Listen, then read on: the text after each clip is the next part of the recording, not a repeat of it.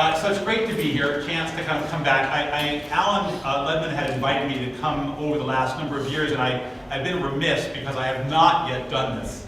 So it's really a pleasure to have a chance to come back now, and partly to be in a building, thanks to Con Ed. Great to have an updated facility.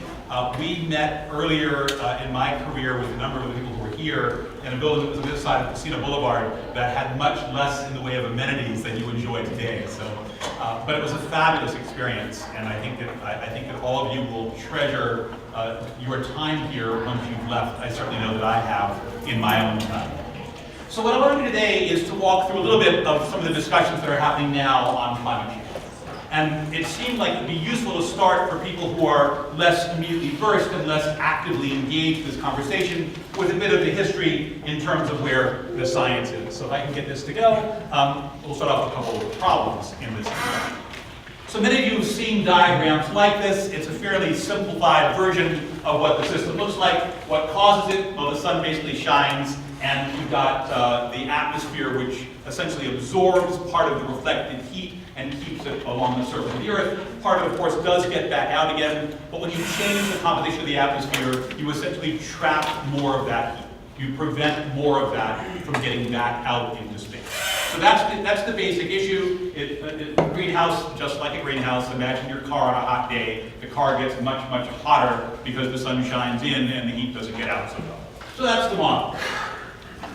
So if we look at where it's going, these are the trends in some of the gases that we've got over, in this case, the last 800,000 years. So this is not a short cycle, this is kind of a long-term frame. If you look at the top picture up there, if the little pointer thing works here, there it is, maybe not so well. Well, the top picture is carbon dioxide. And when you see the fluctuations in that carbon dioxide, except look to the far right of that graph, and what you see is a radical increase just in the last couple of hundred years since the Industrial Revolution. And that's been blown up on the graphic on the right, but you see how much different it is than the scale of the previous 800,000. The second graph below that is methane. You see the same kind of trend. This one stops in about 2010. The last number of years we've seen actually an increase. See where methane seemed like it was leveling off? It has not. It's going on. And the bottom is nitrous oxides, and what you see there is again outside the noise, that's the red bit expanded up on the right side, and you can kind of see where those pieces come. This is the observed change, and I want to run this little slide for you if I can get it to go. It didn't go. Let's try this one more time from here. Let's see if we can do this. There you go. So you can see on the right, this is 1895. These are the changes in temperature. You're now at 1915, changes in temperature, not all that much. You're now at 1930, changes in temperature, a little bit of warming, the yellow is warmer. Now you're at 1950, a little bit warmer still. You're looking now at 1965, getting warmer still. You're looking at 75, 80. So when I was in school here, warmer still. This is 95, warmer still. This is 2007. Really getting pretty warm. This is 2017. That's the sequence since the Industrial Revolution. The whole front end of this, virtually no change. Almost all the change in the last 25 years at scale leaves us with numbers along these lines. The red is, give or take, about 2 degrees Fahrenheit warmer. And for people who are kind of studying the problem and think about that, that doesn't sound like a hell of a lot, because 2 degrees, my goodness, it was at least 2 degrees colder this morning when I came to school than it is today at this particular moment in time with a nice sunny day. But the answer on a global average basis is that 2 degrees is a startlingly large number. This is an incredible scale of change, and it's something we have seen only a few times in the geologic record, and we happen to be in the right building to talk about the geologic record, but at the end of the day, it's unprecedented in human history. It's not that the Earth won't survive, it'll do perfectly well. The problem is how we all do in the context of that change. So here's the impacts broken out in a slightly different way. And that was a graphic representation of the trajectory over time, and you can kind of see what the trends are. This is one that's graphed in a different form. On the top slide, that's snow cover. What you can see is a declining overall trend. That's the top left. On the bottom of the left, with the red at the right, that's Arctic sea ice. You're seeing a decline in Arctic sea ice. On the top right, that's global average ocean heat. You're seeing an increase in how much heat the oceans have absorbed. On the bottom, that's global average sea level rise. Every one of these trends a consistent message around historical consequences of these changes in greenhouse gases and compositionally changing the atmosphere and consequently leading to changes of these sorts. Every one trending the same way. For those of you who've heard stories that say, I don't think the science is robust because I don't believe it, you have to disbelieve a lot of things. You have to disbelieve that these are accurate, every one of them collected by a different community of scientists. You have to believe there's been a collective conspiracy of all those people to deny it in some fashion, which seems at least slightly implausible. You have to disbelieve the other records that come from meteorologists who are collecting local data, which have exactly the same kind of phenomenological shifts. All of that is consistent. Here's one that you often don't see. You have to disbelieve this also, which is ocean acidification. Do you think this is limited to a temperature rise? Do you think it's limited to, well, the ice is going to melt in the Arctic, maybe the glaciers are gone? We're actually seeing a change in the composition of the upper layers of the ocean, adding acidity. For those who are kind of not deeply versed in acidity, it turns out that a lot of marine organisms evolved to live in the existing level of pH.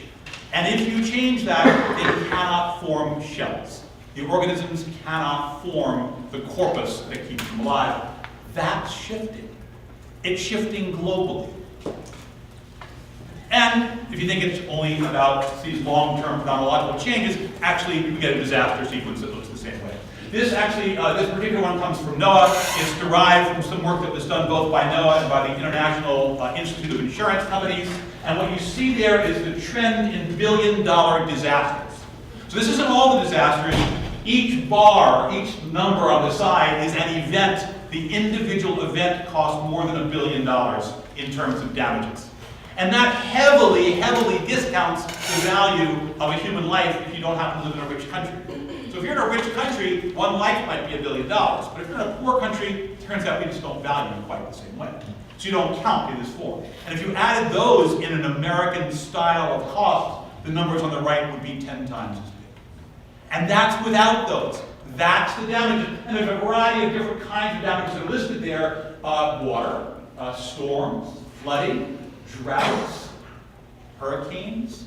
These are all climate-related phenomena. So what kind of impact is that? So I saw some ones on temperature. Let's take a look at some of these other ones. This is a picture for those of you who hang out in this part of the world. Post Sandy. This is South Ferry Station. It was buried under a lot of water. So it turns out that the New York subway system at this particular place had a lip on the stair that went over the threshold as you go up to go down the steps into the subway. That was about a foot too low. It was only about 1 foot, a little less, about 10 inches above where the water level was. Except that sea level rise in New York has been about a foot, almost 15 inches. So that difference of sea level rise from climate change was the difference between flooding South Ferry Station and not. It's not that the storm might not have happened. The storm was going to happen, or some kind of a storm like that. We've got in the geological record. The problem is that the sea level rise associated with the climate change is give or take some about 15 inches. Just enough to flood the entire station. Here's another one. This is a picture of the LSU, the Louisiana State University campus, after a storm about 3 years ago. We think that this one has an odds about 40% higher of having flooded because of climate change. And we all just saw what happened in Hurricane Idai, and we saw what happened in the Midwest. You're seeing these on a regular basis. And here's another one. This is what the coral bleaching in Australia looks like. The Great Barrier Reef is about 3,500 kilometers long. Almost 80% of it is now bleached. We believe that more than half will probably never recover. This one, 175 times more likely with climate change. These are the kinds of impacts that are directly manifest, and this isn't a projection of the future. This is not what might happen when your grandkids get to be your age. This is what you see now, consequences we've observed in the past few years. These are current damages. All right, that's where we are today. What happens going forward? How do you think about this process and this problem, not in terms of the last 25 years, but the next 25 or 50 years? These are the projections of temperature. You can see where we are today. That number of 0 reflects a long-term average in terms of what we've been really in basically a 1950 to a 1965 point in time. There are other ways you can look at it, but that's essentially where we are. You can see in where we are now in about 2015, we're slightly above that long-term average, and you've seen the kinds of consequences, the kinds of damages that are associated with that. And these are the trends that go up that long line. You can kind of see where they are. It turns out, the arrow will show up there, yeah. So this red line, we are on that trajectory today. We're not down at these low guys. We're on this higher trajectory today. That's a pathway for 6 degrees. We've warmed 6 degrees Celsius. We've already warmed just over a degree Celsius. And we've seen the kind of damages. This is 6 times that kind of warming. We have some ideas what that might look like, so let's take a look at this. Here they are. This is a simplified version of a graph that took years of work to compile.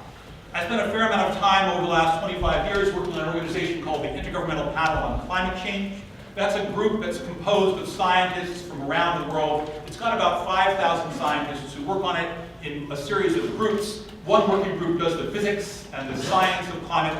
One group looks at climate change impacts, and one group does response strategies. How do you respond to this particular crisis? I've had the privilege to work on all three. In my PhD work, I worked on working group 1, which is the science side. When I first came to the State Department, I led the process to write the impacts report, and then I spent the last 15 years on the response side. But these kinds of damages are what you see in this oversimplified but still pretty robust scenario. On the top, what you've got is food damages.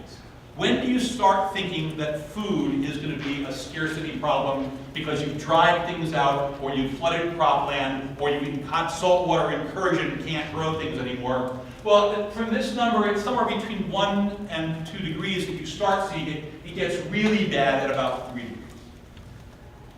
The second one down is water availability. Glaciers are disappearing at an incredible rate.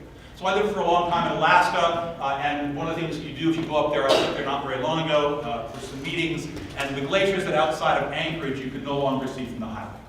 I went with Secretary Kerry when he was Secretary of State. We went to Greenland because he was interested in being able to do some first-hand reporting as he traveled around the world. I did my PhD work with research on Svalbard, which is an archipelago just south of the North Pole, and the glaciers that I worked on when I was a student, and this is in the 80s, you cannot see them from where my field study area was. They're gone. The glaciers that you see in the Swiss Alps, mostly gone. I did some work in Peru. The Peruvian Andes actually provide a great deal of the water supply for most of the coastal plain. It turns out the city of Lima gets 100% of its water from meltwater from the Andes. They expect that glacier to be gone by 2030. They're currently looking at the possibility for desalination and drawing water out of the coast. And it turns out that they are an oil and gas producer, in this case a gas producer. And they would use the entirety of the revenue from their gas production to pay for the cost of desalination to provide 80% of the current capacity for the city of Lima. It is the driest desert in the world. The next one down, that's ecosystems. Damages to coral reefs, oddly enough, it's at 1 degree. Ha! Think of that. Look at the Australian barrier reef. We are seeing it. It is disappearing. For anybody who's done any scuba diving, I did my course when I was here at Queens. It was fabulous.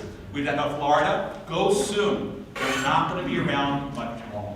And the ecosystems get much worse the further up you go. It's not just coral reefs. It's all kinds of things, some of which are really fundamental to how we think about the growth and the success of ecosystems. Extreme weather events. That's things like Idai. If you take a look at the most extreme events across a variety of issues, typhoons, hurricanes, major drought phenomenon, we are seeing the biggest ones on record within the last 5 years around the world. And that's just today with about 1 degree over. And at the bottom, that's the risk of irreversible change. That's stuff that we maybe will have a much harder time managing. What do you do when the glaciers melt? And one of the things that does is produce an enormous amount of fresh water, which in turn changes circulation patterns in the whole ocean cycle and system. What is that? The cold bombs that we've had coming down are a function of disruption in currents of air in the high atmosphere. Those are things that we see more and more, disruptions like that are continuous. These kinds of changes, we don't know if they reverse. The geologic record only has a few examples of them, but they create massive, massive records of impact. So I put this up because it's kind of an interesting way to think about the problem. This is a map, essentially a graphic, of the likelihood of damages and the impact that those damages have. And I've got on here a whole host of different things. It's a little bit hard to read from the back. I'm just going to use the marker to point to some of these pieces, and you can kind of see where they are. So if you think that you've got problems around the world in water crises, this is the water crisis around the world. Not quite enough water, not enough people have it, distribution's not that great. Pretty high likelihood, moderate impact. This one here, this is data fraud. You guys ever about your credit card and people taking your data and stealing stuff from you? It's actually got incredibly high likelihood. But the scale of impact, you can kind of live with it. Not great, but you can kind of manage it.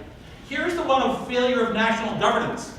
That's the structure of places that are failed states in Central Africa. The problem of Venezuela. Here's the likelihood, pretty high. We're certainly seeing it. On a global impact basis, not that much. This is extreme weather events. This is natural disasters, in turn hurricanes, storms, and droughts. This is failure of climate change and mitigation. Incredibly high likelihood, incredibly high impact. This has been done by a group of CEOs under the World Economic Forum of the Fortune 1000.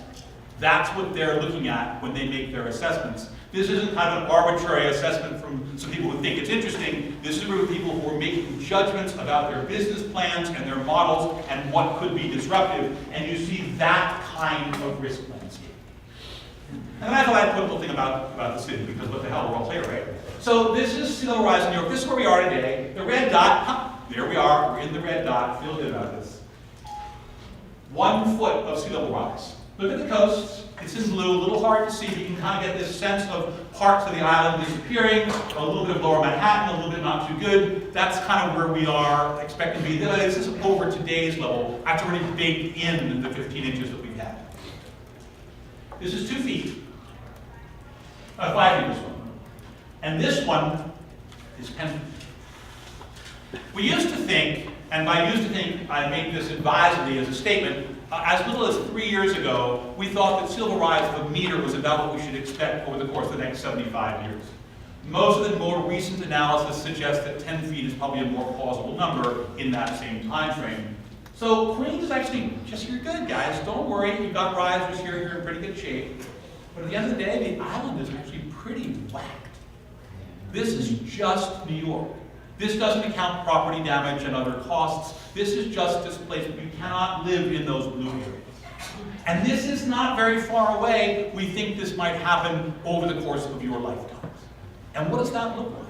And are we preparing for that? And are we thinking about that agenda? And it's not just here. Miami disappears. The city of London, downtown, largely disappears. Shanghai largely goes away. Dhaka, a city of 10 million people, is underwater, and you think you've got a problem right now with Indian unrest in Pakistan. What if I send 10 million Bangladeshis back into India? These kinds of dynamics are part of what's playing out in this discussion. New York is one representative example, but it's only one. All right, so that's the problem. I hope I've convinced you it's a problem. What's doing it? What's driving it? How do you think about where this is going? This is the structure of greenhouse gas emissions. Those graphs that I showed at the beginning with the curve that's rising, this is what you end up with in terms of what's driving those emissions. The single largest share is electricity and heat production, almost exclusively the burning of fossil fuel. On the bottom and the right, the other one people often don't think about, but it's number 2, is agriculture and forestry. Deforestation around the world, the 2 largest deforesting countries are Indonesia and Brazil, but the US, huge emissions from our agriculture sector, enormous. The next one around, that's buildings, then transportation, then industry, which is the number 3 item in purple, and then all the rest of the energy system. So that's the global number. And here what you can see is the trends in terms of some of the fuels that are in the mix. So there's the fuel structure, and the shares of primary energy they represent. We're seeing on the bottom there, that's oil, red is gas, coal is the next one up in gray, nuclear power is all in yellow, and then hydro, and you can see how small renewables is in the global. And we're trying to transition this whole system because this is the culprit in terms of where the problem lies. How do you get it down to 0? Because that's where we essentially have to go. You're looking at changing the entire energy infrastructure of the world. right, that's the mix. Oil's coming down. It's kind of interesting as a share of primary energy, but that's because gas is going up. And we used to actually burn oil to make power, and we no longer do that. Oil is still used for 99% of global transport. Renewables is going very, very quickly. That's the red line at the bottom that kind of picks up really, really sharply. That's an optimistic frame. That's good for us to think about. But look at the share that represents from the slide on the left side of how small a share of the total energy supply that is, even though it's growing really quickly. And this is the agriculture and land use forestry emissions growing about as quickly as anything else. None of these trends are actually going the right way. They're all still rising. This graph happens to stop in 2010 because we have no more recent data that's global. But if I look at the individual data that's available from Brazil, Brazil had a period of quiescence where there was virtually no new deforestation during most of the period of the last administration under Dilma Rousseff. Now, under Bolsonaro, he's removed almost all the constraints on new development of agricultural land, which is deforesting huge sections of the Brazilian landscape. The same thing is happening in Indonesia. I have a series of meetings with Joko Widodo, who's the Prime Minister and President of Indonesia, and he's pushed really hard over enormous opposition from the ag and land players, primarily people looking at palm oil. And lest you think that he's not trying, let's take a look at the palm oil cycle. Where do you think that palm oil is going? It's being bought by Europeans who are trying to avoid carbon emissions. This is not a simple problem. This has interconnections across the world on every sector. You can't squeeze the bubble here and expect nothing to happen to the side. Think of the water balloon. You kind of push over here and it bursts somewhere else. This is the global connectedness that we have to manage in solving for this agenda. And here are the countries. This is a graph that shows you where the emitters are. These are the major emitters in the world. On the bottom, that little truck, that's a picture of global transportation. So it doesn't get owned by anybody, but that's like the aviation fleets and the marine fleets. But then above that, you've got Korea, and what you've got above that is Japan and Russia, and you've got the European Union, and then the US, and then way up there at the top, that's China. China almost by itself today, a third of global emissions. That's mission the US occupied not all that long ago, so we actually have a personal history with that share of the total, but it's a really big number, and it's really hard to change things. So, if I've now persuaded you that there's both a problem and that these are the sources, that gives you some idea what you have to do. You now have within that framework a context of what do you do to solve this particular problem. So what we have to do essentially is to bring emissions down very, very steeply between now and about 2050. So at the end of the day, the Paris Agreement, which is an exercise the global community went through to think about what that should be, proposed that we should keep temperatures rising less than 2 degrees, and if possible, to 1.5. Now, if you recall that first diagram that had those embers, the kind of going to orange to red, 2 degrees is pretty red already. We're trying to stay below that. 1.5 is mostly in the yellow with a few exceptions. We'll probably lose our glaciers and our coral reefs, but we may not lose all of our ecosystems. So it's in that space of damage, but not catastrophe globally. Kind of an awkward place to be. We are currently on a trajectory that's well above that, so this is what you have to do. And you don't have to do it slowly, you have to do it really, really fast. You've got to go to zero within the next 25 to 30 years, and some people like, someone like Alexandria Ocasio-Cortez is making the argument you should do it in 10 years. I don't know if that's doable, but she's not actually wrong on the science. She's probably right. What do you have to do? Carbonize the energy system. That's an 80% reduction. Transportation, globally at least 50% reduction. Intensity gains really, really fast, which means how much energy do you use for any unit of economic development, per unit of GDP. What do you do with 2 degrees is energy efficiency. You also have to start taking stuff out of the atmosphere. It is not enough to slow down the rate of putting it in. Even if you went to zero, it's not enough. You have to take it out. And there's only a few ways we know how to take it out. Trees are a great way. You plant a lot of trees, sucks it out of the atmosphere, stores it in the tree system. Turns out at a global scale, if you plant a few billion trees, you'd be in a pretty good place. The other way is to actually work on engineering technologies. You capture it at the end of a smokestack and you stick it underground. We've spent decades on the opposite. Taking it out of the ground and putting it into the smokestack. Take it in the direction. We've done it with some things. Catalytic converters work that way in a car. It's not as if you can't do this, but it costs money. Everything here costs money. And if you never attach a cost to the consequences, you don't care very much about it. And you as a company are interested in your bottom line, and as long as you're not obligated to take a certain action, why take account of this particular agenda? It doesn't make sense from an economic perspective, and your corporate bottom line and your shareholders will hold you to that economic number, not this particular social number. And every single sector has to go down. That's the non-CO2 gases. I put methane and nitrous oxide up there, but there's the CFCs, the HCFCs, there are a series of perfluorocarbons, there's a whole series of other gases that are mixed. They don't come down quite as sharply because we don't know about substitutes for them. That's the power sector, goes down to, give or take, an 80% reduction. Transport, almost that much. Buildings down a lot. Forests and landscapes actually probably have some increase because what you do is you're trying to plant more trees. So the near term you have some increase, the long term it will go down. Industry goes down. And this is where it has to come from. These are the countries and how much reduction you think is going to come from them. And these are measured in emissions of gigatons, billions of tons of carbon. At the top, that's China. You can see in the green, that's the mitigation. Under 2-degree scenario, they're allowed to emit what's in the blue, what's left over after the green has been taken out. China's got to reduce an enormous amount.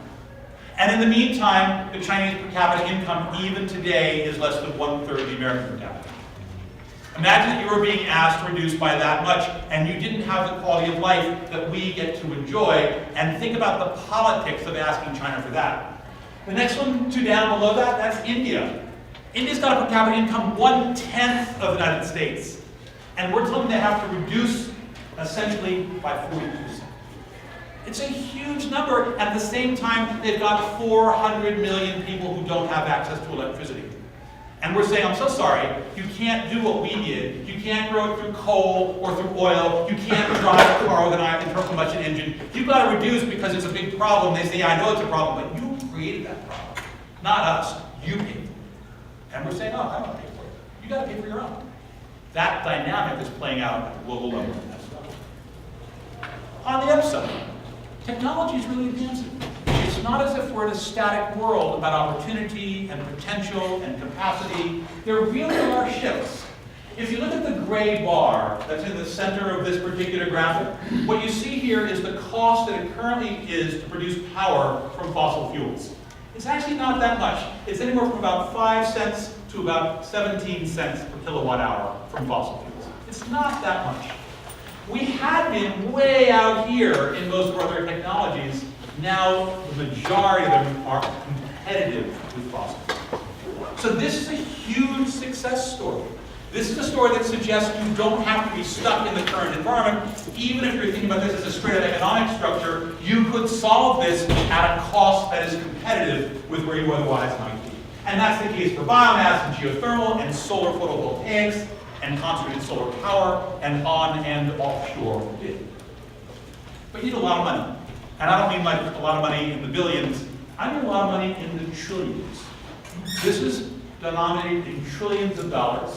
We currently think that we're spending, give or take some, about $90 trillion in the base case to develop and to maintain our energy infrastructure.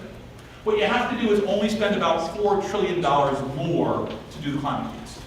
$4 trillion is a lot of money, and you have to change the existing 89 as well. You don't have to add more money, you got to spend it differently. And that turns out to be almost as difficult as having money. So this combination, it's not a problem with the lack of money, it's a problem with the direction of the spend.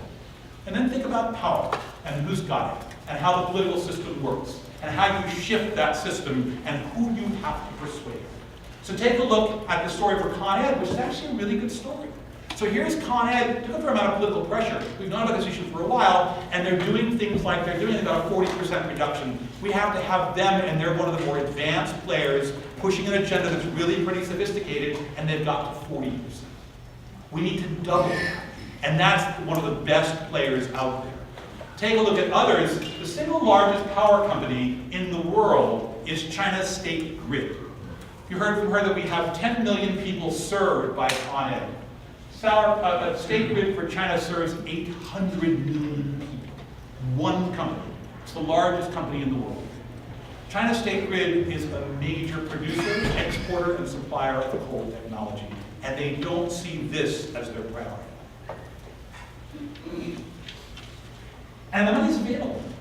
So you think $1 trillion is a lot of money? These are capital asset pools that have that kind of scale. At the top, that's how much money we've got in the actual government money. That's like multilateral banks, that's the World Bank, these are the other places you kind of hear about in the news. This is the combination of development money from development assistance. That number, not quite $1 trillion.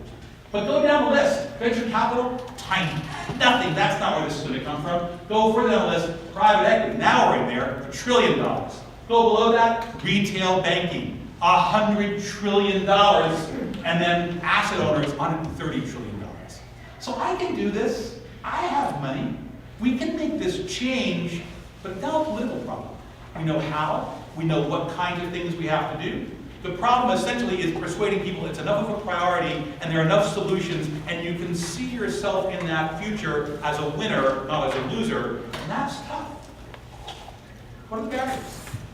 I put a couple of people on the barriers at the top. I put Mr. Trump there as the first barrier on the left side. As far as I can, should come on the right side, but I put on the left side. As you all probably know his positions, and I think for the sake of clarity, I was a political appointment under the Obama administration, so I hold a somewhat different view on this than this president does. But he, by virtue of withdrawing from the process, has essentially created a political obstacle to move. I used to think, in fact, when I left the administration and I saw, well, here's the new president, he's not going to go down this road, but don't worry, the rest of the world's going to be okay, we'll actually get some movement, others will step up and play the game. That has not been the case. The consequences globally of the US withdrawal from the process are not to be underestimated. The next guy over there, that's Vladimir Putin. Many of you guys may recognize him. It turns out that Russia's been a long-standing hoax, arguably. That goes back a long, long way. They've been disruptive in many cases, not least in the negotiations internationally. The next person after that, that's the king of Saudi Arabia. Got to think about where he is, and think about this with a little bit of charity on his side. 90% of the GDP of Saudi Arabia comes from the export of oil, and you want to turn it off, and you think they're going to live happy. How does that work? And are you really surprised that that's the position that he takes? So what do we do for a Saudi Arabia? How do we think about that? And how would I put Saudi Arabia into the context of Appalachia? Because it's the same problem. I have to figure out how to manage these transitions for people who are going to lose in the transition instead of that subset who will win the transition. The next after that, for those in the back room who can't see him, that's Steve Bannon. You're a charming and ever-available person. He was, we think, partly behind Bolsonaro in Brazil. We think he's been behind part of the protests of the Yellow Vests in France. We think he's been partly behind some of the work that's been going on in Spain. He's a pretty active player, and he thinks climate change gets in the way. On the bottom, the next one down, cost of alternatives are a problem. How much do you guys think you can afford to pay for a car? I would love to have one on the left. That's the nice Tesla. They're being made about 1.5 miles from my house. It's quite lovely. I've driven them before, but I couldn't possibly afford one. A cheap one these days is not yet available, but will only cost about $40,000. Those ones still cost just shy of $100,000. I can buy a used internal combustion engine for $5,000. Technological constraints. We don't really know how to take carbon dioxide out of the air at scale. I need close to 1/3 of my change has to come from that technology. We don't know actually how to fly airplanes that work on a carbon-free fuel, except for biofuels, and most of the biofuels are leading to increasing agricultural emissions. Entrenched interests. That's a list of the oil companies, all of whom have banded together and said, we can do this, but give us some time. It's a really interesting story. Mark Carney, who's the head of the Financial Stability Board and the head of the Bank of England, put together a coalition of players to think about how do you evaluate risk from climate change. Mike Bloomberg, who was the head of Bloomberg Coalition, former mayor, I don't know him, chaired that group. And they put together a set of guidelines and rules that said, think about your risk. Project your company forward in the future. Think about the consequences of climate change in terms of its impact on your assets and holdings. And think about the consequences of potential policy. How should we, as an investment market player, look at those risks that we have? Do we value you correctly, or are you really in a risky position? Do you have assets that will be buried underwater or will be changed by policy? Exxon actually did such a study. Exxon concluded in its study that it had no risk, because Exxon would be the least cost producer under any future scenario, always, and therefore would be perfectly fine in any future world. It's kind of a hard thing to imagine that Exxon uniquely among all oil companies will do fine and nobody else will, but they did this report and that's what they concluded. kind of interesting to think about that. And as a consequence, they're not worried about it, and they feel perfectly comfortable slowing down the process. The next one is coal companies.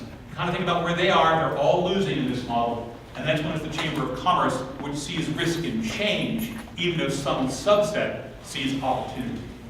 And at the bottom, that's system inertia. On the left, of course, that's the capital. In the middle, that's the UN. And then that's the sign for the European Union. All of these players are very, very slow. This messy slide is what I spent the last 25 years on. I was the head of the US climate negotiations. This is the coalition structure that we work with to try to get the Paris Agreement. It is a rather complicated looking slide. I will not spend any time on it. I mostly want to put it up there to give you some sense of system inertia. This is what you're working with.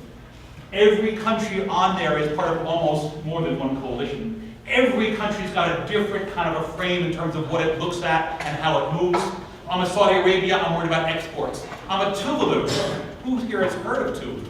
It's a small island in the Pacific Ocean. It's going to be drowned by climate. If you have a 1.5 degrees of warming, they're sunk. For them, 1.5 degrees is too much. Very, very different positioning. What about China? Big player, still growing. Different from India, big player, even poorer, still growing. All in coalitions. You've got to find a deal that gets everybody on side with that kind of a structure. That's why it takes a while, and why in theory, if you can get one, it hopefully has some standing, because you created it over enormous amounts of effort. That's what the president currently wants to walk away from. Oddly enough, the deal we created is really a pretty good deal for the president. This is what it does. It had 3 different pieces. I'm mostly going to talk about the Paris Agreement, which is the last one. I've worked on all of these. The convention came out in '92, the Kyoto Protocol came out in '97, Paris came out in 2015. What does Paris say? We should have a balance, and you should try to avoid going above 2 degrees, and if possible, stay below 1.5 degrees. We should let countries choose their own circumstances. They don't, you don't get to say to China, this is how you should act. You say to China, this is the outcome that we seek. Within that, give us a proposal that's consistent with that outcome, and let them choose. So it's really bottom up by country, flexibility allocated. We have a hybrid structure for legal. So it's legal for countries at home, but the consequences internationally are very modest. And there is a series of financial capacities trying to be brought to bear for the least developed countries to help them comply. And countries are acting. That's the set of countries that have already made commitments, including the US, because we haven't yet withdrawn. We're in that conversation. States are in that conversation. You've got virtually nobody in. Greenland technically should be called the color of Denmark because it's actually acting, so it's not really missing, so I don't have Libya. You know what? It's like a pretty good roster of people who chose to move on this, so we're really not in bad shape. And this is the kind of things they're doing. Brazil, we're having that offset now by Bolsonaro. We'll see what they do. They've committed to a 37% reduction. China, peaking, looking for a reduction in deforestation. The EU, a 40% reduction. India, a 40% reduction. The US, a 28% reduction. So real commitments made by countries, and so far, with the exception of the US, which has backed off of it, the other guys are on track. So actually doing reasonably well. And if we could do that, this is where we'd be. This is back to those graphs that I showed at the beginning. We were on that trend in the gray line. If everybody complies, we're essentially in that space in the middle. Not enough, but it was never meant to solve the problem. It was meant to be the first iteration in a series of ratcheting commitments that countries would make, and you do the next one more aggressively, and the next one still more aggressively, and then you get down the bottom. So we're actually not doing too badly against this if we can keep it up. And the problem really is that that was driven by the US, and the US is declining. And China hasn't picked up the slack, and Europe is in disarray. That kind of dynamic is what's playing out here. What do we have to do? We gotta get down to 0. That's where you have to go. That means all of you have to get down to 0. That's your commitment as you think about this. So did you drive to work today, take a bus, did you park a pension bus? Did you have lights on this morning? The power from here, partly coming from Con Ed, is now thinner than it was, but it's got to go to 0. Did you have heat on in your house this morning? It was a bit chilly. Did you cook your food on a gas stove? All of those things. Are you wearing plastic? Everyone is wearing plastic. Are you sitting at a plastic desk? Everything we do. There are actually a lot of jobs here for you guys. The upside here is it is a thing of opportunity, not only a thing of risk. It is different than the jobs we've had so far. There are different directions you might think about taking your careers and what you choose to do next. Can you put in electric charging stations? Where are the electrical engineers, the people going to run those? It's not a gas station anymore, but it's a different model. What about people who are making the batteries? That's the new structure. Who's creating the silica? Who's putting the cobalt out? Where's the lithium coming from? It's a different process, but there's jobs in that. What do you think about the mobility structure? What do you think about the structure of electricity supply? That's different, it might be distributed. How do you think about the structure in terms of telematics and informatics and the new technologies? These are the jobs of a zero emissions economy, and they're enormous and diverse in number. They just don't quite look like your grandfather's jobs. That's okay, they're good jobs. They're jobs that will pay. They're jobs that give you a good quality of life and a better standard of living than if we don't take them and you have these climate change outcomes. Let me stop and take some questions, but thank you all very much.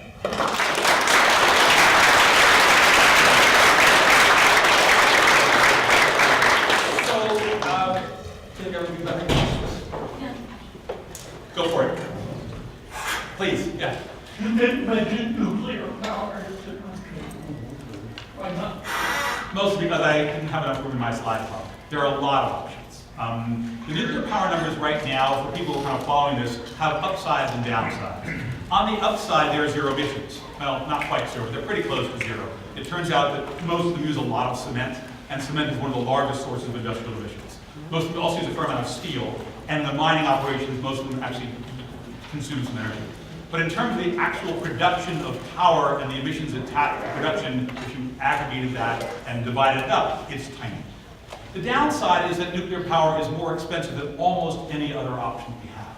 And so almost no country has taken it up as a serious proposal.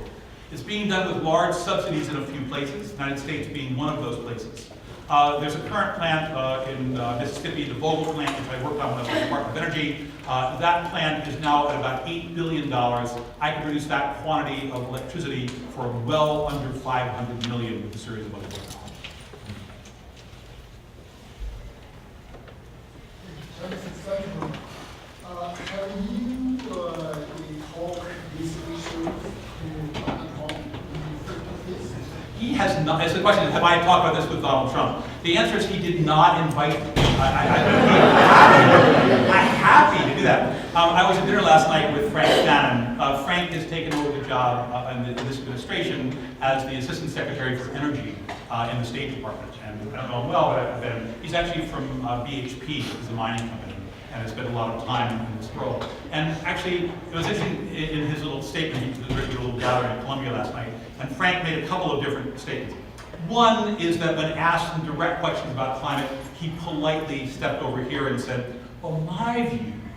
And then he said, my view doesn't matter, the president's view. So we get really a distinction. The second thing is that the administration has a number of different things that it kind of works on, some of which you can actually still do. I'm struck in particular by one area that the administration is in fact supporting. It has an increased money over what we had in Obama, and that's this issue of carbon capture. And part of it's because they're looking to support coal. But in my mind, if that's a pathway to bring the cost of technology down, I'll take it. I actually need to have close to a third of my net reductions ultimately coming from capture and sequestration. And so if I can find ways economically to move that forward, I'm perfectly happy to have that exercise outcome. So Perry, whom I have had some meetings with, is pretty supportive of this agenda. Another area, we had proposed during the Obama administration that we double the R&D budget of our work on clean tech and on climate-friendly technologies broadly. And we thought when Trump came in and he proposed to zero out the DOE budget, and for those of you who don't follow this in any kind of detail, we think about where our science budget comes from, the DOE budget dwarfs the National Science Foundation budget. It is much, much larger. It's about an $8 billion per year budget on the R&D side. And he proposed to cut it to 3. And in the cutting up to 3, he had cut out the entirety of the research that's being done on renewables and efficiency. And the Republican House and the Republican Senate said no. And they continued on the trajectory of the doubling that we had proposed earlier, and in fact increased it over what we had proposed under Obama. So Trump signed that bill. So to a certain extent, it kind of depends on where you stand and the kind of things you say and how you frame the arguments. But no, he never invited me to come and talk to him. It would seem logical that the most effective approach would be from those CEOs of the Fortune 1000 companies who see the monetary benefits of making these changes. Is that getting any traction? It is, and so the post the question is like, here's all these CEOs who see value here. Do they pressure? Do they add their weight? The answer is they see value in a 20-year horizon, but not much in a 2-year horizon, and not much in a quarterly mark horizon. Because almost all of this will require a shift in infrastructure, and that's reported against your books today, even if the return on that investment might show up on your books, say, in 20 years, and make you a viable company in 20 years. I had a series of conversations with Jeff Immelt, and some of you guys may have heard or know him. He was the former CEO of GE. And he put this thing together called Eco-Imagination. Many of you may have seen the commercials on TV, and they kind of have the green background, and there's the locomotives, which are brand new and very efficient, and there's new technology that are driving great things. He was committed to that agenda, and his bottom line didn't do very well. GE is now a much smaller company. People think he diversified too soon. Now, is that an economically rational choice? It was a decision based on the performance on a quarterly basis. It was not a decision based on the performance over a 5 or a 10-year frame, but that's not the way our markets work. And so figuring out how you get government subsidies or incentives or regulatory structures to drive that shift is part of the dynamic here. Interestingly enough, I put up that slide of barriers. I had all the oil companies. You know who the biggest guys are? It's not Exxon. It's not Shell. It's CNOOC. That's the Chinese national oil company. They dwarf Exxon. They could actually move. Are they? No, that's not their priority. They're moving in some areas, but not in this one.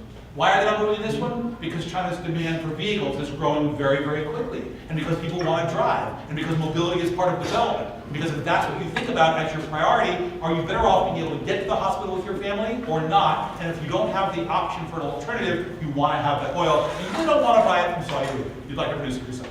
So that structure is part of this political dialogue and speaks to where companies are and where the dynamics of them. In the back, included.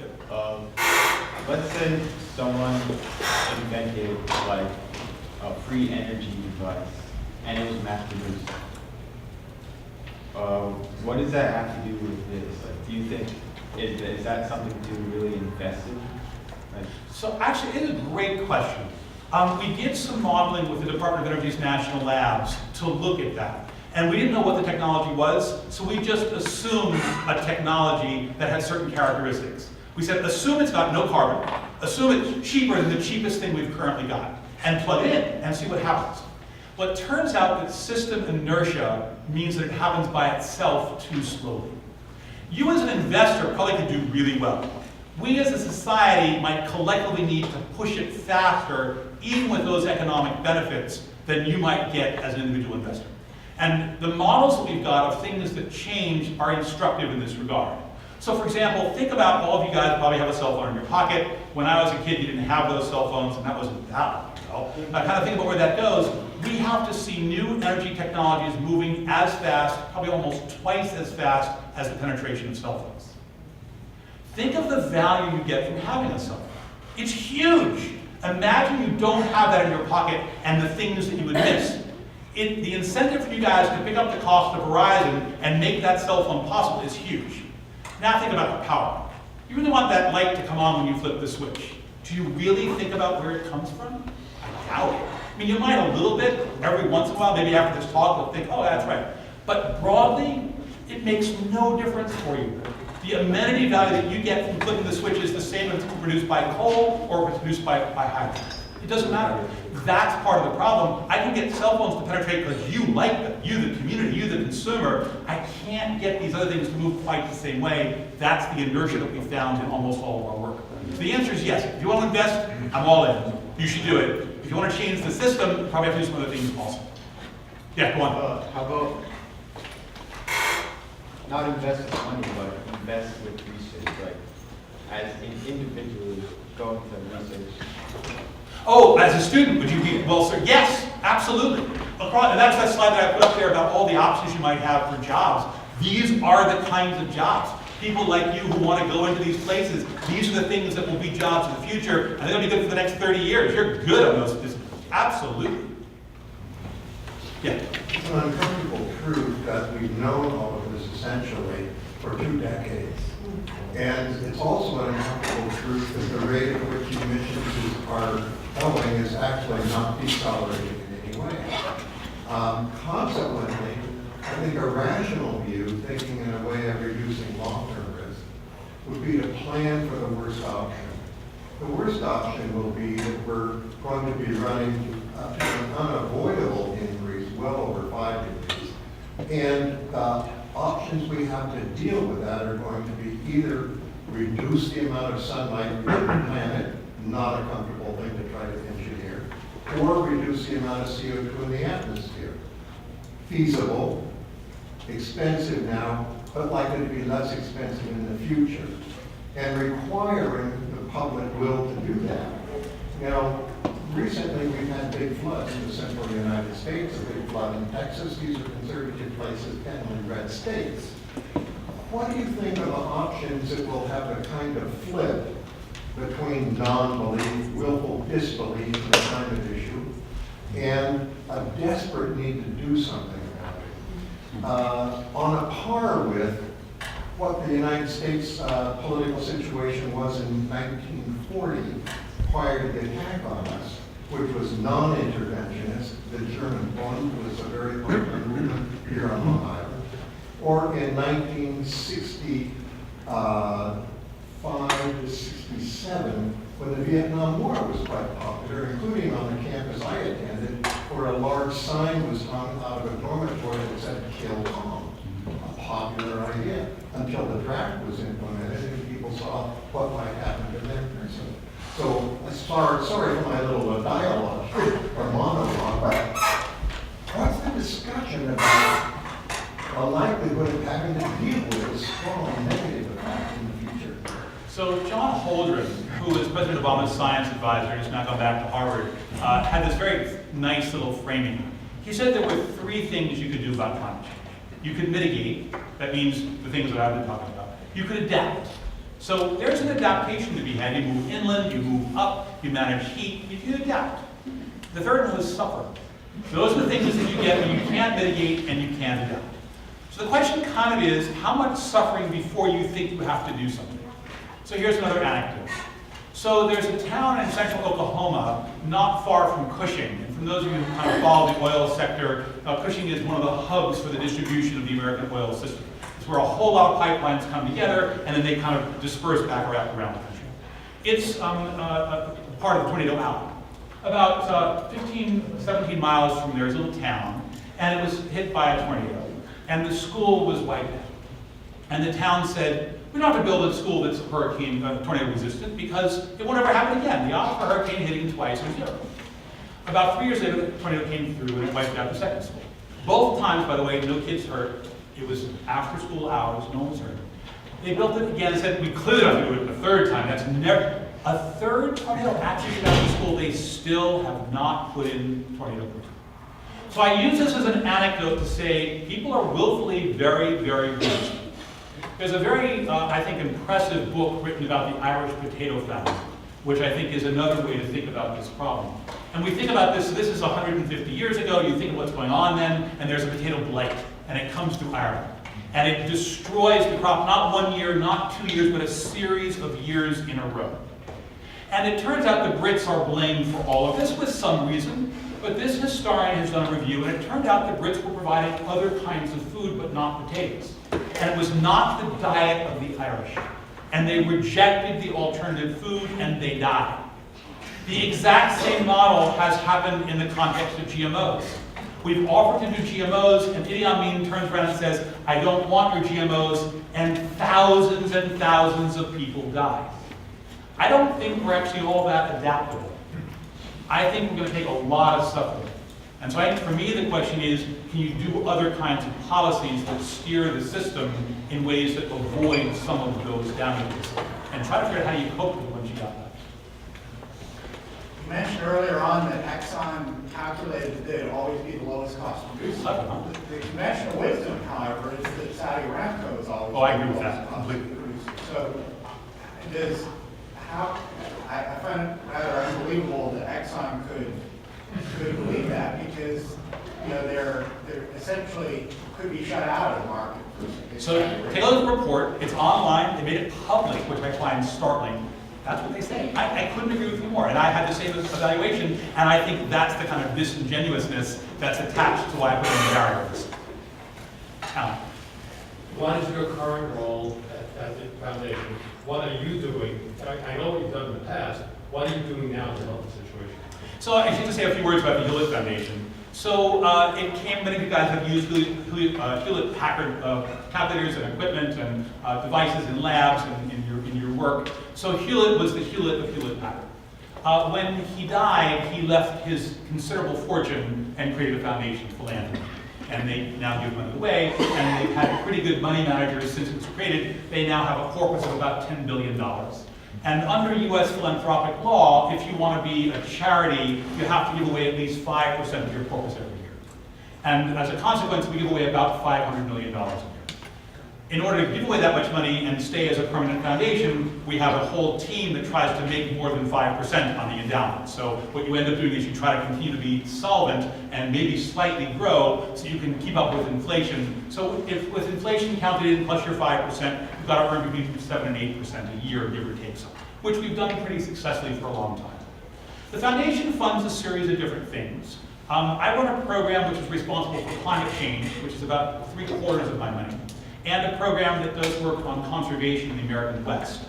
Western conservation in our case consists of examination of water, of land, of biodiversity in the Rocky Mountains and West. And we're doing a fair amount of work now across the Canadian continent, partly because we see enormous opportunities with Trudeau in terms of what he's trying to deliver, and we can be helpful in that work.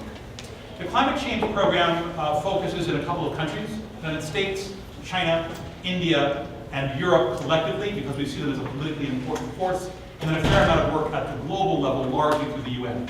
So in coming to this particular talk, I arranged a set of meetings. I'll be going to Washington this afternoon, but I spent the earlier part of the week in New York. I had meetings with the Deputy Secretary General of the United Nations. I had meetings with her team. I had meetings with the Bloomberg Philanthropies. He's been appointed as Special Envoy for Climate Change for the UN. I had meetings with folks at Columbia, some of the Earth Systems work that they're doing, and I had meetings with some of the NGOs that we support. When I go to Washington, I've got meetings with AOC's office, I've got meetings with Markey's office. We're trying to support agendas that they're working on the US policy side. But a week and a half ago, I was in Spain and was doing the same thing with the Spanish government and in Brussels. And about a month ago, I was in China and doing the same thing with the Chinese government. So we support agendas that push on research, that push on NGO capacity, that push on communications. And at this particular juncture, in the absence of a federal government which is acting, we provide some resources to offset some of that. So that's what I'm doing.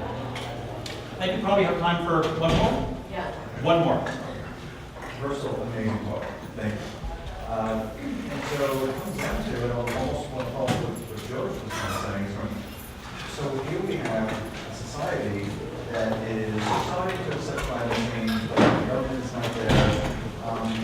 And I think the most important thing I keep saying is that there's it's almost like a news blackout in terms of climate change. There's these major floods in the Midwest, and I saw the Matter report, and it was, I don't know the exact number, it was almost minuscule amounts. In 2017, 1% of the news on NBC, CBS, I know these numbers, it was like 1%, something like that. So how can we change that discourse? Because if the media was talking about climate change, or the media talking about World War II, 1942, we would be there. Forget World War II. I guess we talk about the way they talk about Paula Jones. So we've just put together a $20 million grant proposal that we're getting feedback on to try to raise the communications profile around the world. Actually, the exact same things. There's also this question, if you believe in a 51% solution, which means you need one more than the votes required in Congress and you get your own outcome, or do you need a 70% solution? Because you have to sustain this over multiple administrations, over multiple years. We tried the 51% solution, that was Obama. We've seen it roll back in no small measure under Bush. So we think we actually have to change hearts and minds. And that's a long-term process, and you guys are part of it. My mother was a professor of music in the music department here at Queens. And one of the things that I find really interesting is different ways that people learn about processes. It turns out that people learn in lots and lots of different ways. And this is a recording which you can find online of the temperature graph that I put up earlier, played in music. And I did this one, Fran Richard, who's here as well, who I've known for my entire life. This one's done as a recording played by a cellist. And it's this fabulous recording, and it starts off just as that first graphic started. There's no change. You're all in the bottom register. You're all playing down at the bottom of the instrument. And then what happens is that you get towards the present, and by the end, the guy is playing the cello in 5th position, and it's screeching in your ears. It's quite powerful. Sorry you can't hear it. Thanks very much for coming.